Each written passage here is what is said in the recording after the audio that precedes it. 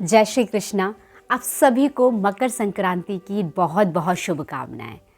हमारे देश की, हमारे भारत देश की सबसे बड़ी विशेषता क्या है कि हम किसी भी जाति, धर्म, सभ्यता, भाषा के घोतक क्यों ना हो, परंतु हमारे उत्सवों में प्रत्येक धर्म को सम्मान के भाव से देखा जाता है। प्रत्येक संस्कृति का एक आदर होता है और प्रत्येक संस्कृति के त्योहारों को उसी अनुसार मान और सम्मान से मनाया जाता है कि वो उत्सव बन जाता है। इसलिए हमारे देश को कहा जाता है यूनिटी इन डाइवर्सिटी, यानी विविधता में एकता। जहाँ पल पल पे विविधता आती है, लेकिन उसके बाद भी इन त्योहारों के माध्यम से हम अपने आप को एक अनुभव करने लगते हैं। इसी कड़ी की में प्रारंभ होने जाता है सर्दी के अंतिम अवस्था और बसंत के प्रारंभ की एक बेला को कहा गया है मकर संक्रांति की बेला, यानी जहाँ सूर्य उत्तरायण में प्रवेश करते हैं। जिस त्योहार से हम अपने आप को ऊर्जावान, उल्लासवान तथा कहते हैं कि प्रकृति के साथ अपने आप को जोड़ने का प्रयास करते हैं। सूर्य यानी भगवान के नेत्र, यानी भगवान के दो नेत्र कहे हैं। भागवत में कहा गया है कि भगवान अगर सारे संसार को देखते हैं तो सूर्य और चांद से देखते हैं, चंद्रमा से देखते हैं। तो सूर्य जो भगवान के दिन को प्रकाशित करता है और चंद्रमा भगवान की रात को प्रकाशित करती है। उसमें आया मकर संक्रांति। पौष मास में पड़ने वाली संक्रांति को मकर संक्रांति कहते हैं।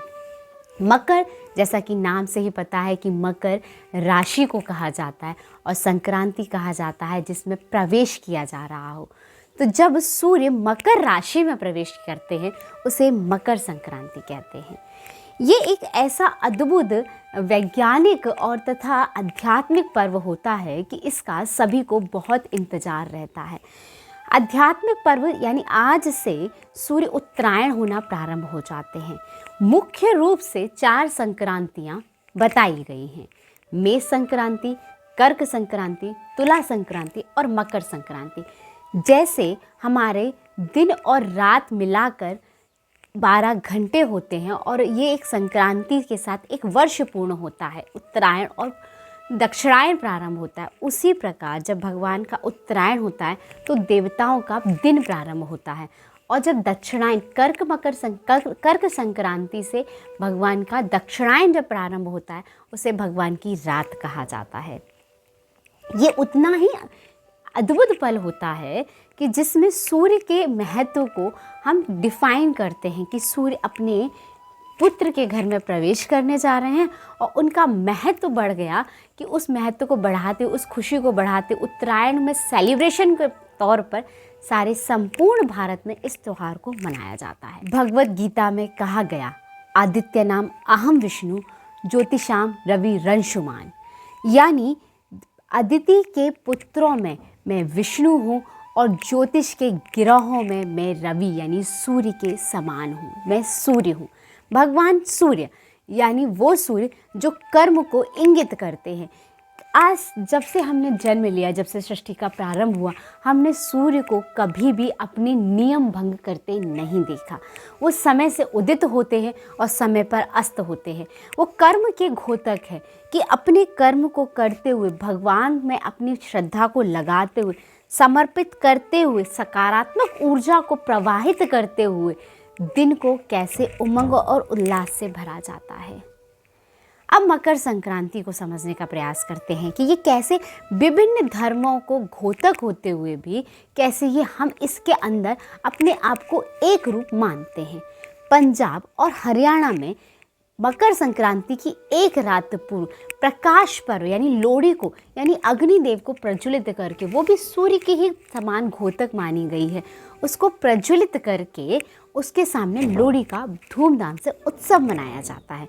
वहीं उत्तर प्रदेश और बिहार में आज ही के दिन इसे खिचड़ी उत्सव के रूप में मनाया जाता है। दाल और चावल की खिचड़ी को मिक्स किया जाता है तथा इसको बांटा भी जाता है, इसका दान भी दिया जाता है तथा इससे त्योहार को मनाया भी जाता है।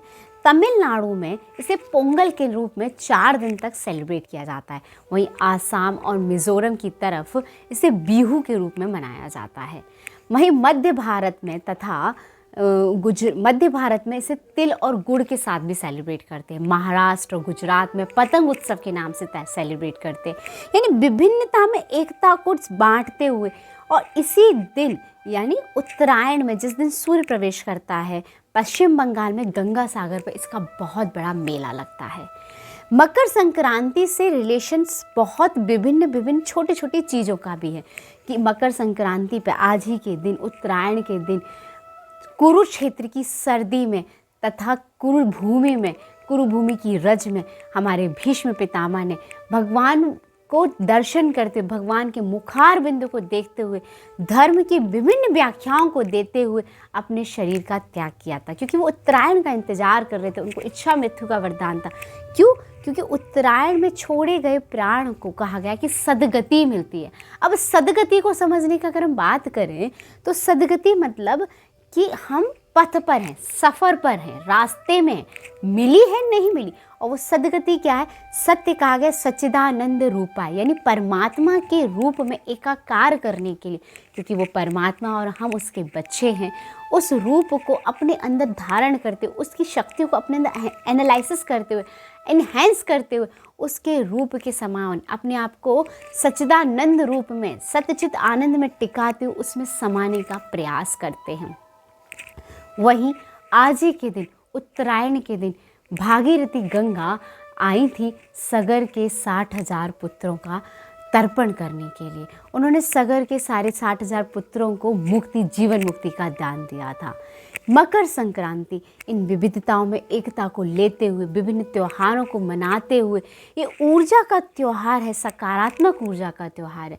अगर आपके जीवन में सकारात्मकता की कमी है तो आज के दिन सुबह जल्दी उठकर, क्योंकि क्या है, ये ब्रह्मा का एक यानी देवताओं का दिन है, तो दिन की शुरुआत कैसे की जाती है? जल्दी उठकर स्नान ध्यान कर कुछ चीज़ों का दान देकर और अपने अंदर एक नए संकल्प को धारण करते हुए परमात्मा के श्री चरणों में अपने आप को समर्पित करते हुए, नाम का स्मरण करते हुए, क्योंकि अपने आप की सदगति करनी है। रोज़ एक अपने आप को चैलेंजिंग देना है, रोज़ अपने आप के साथ एक प्रयास करना, उस प्रयास में आगे बढ़ते हुए, आगे बढ़ने के पुरुषार्थ को करते हुए इस मकर संक्रांति के त्यौहार को हम मनाते हैं। अगर मेरी बात अच्छी लगती हो, समझ में आती हो, तो प्लीज़ मेरे चैनल को लाइक करें, शेयर करें एंड सब्सक्राइब करें। तब तक जय श्री कृष्ण।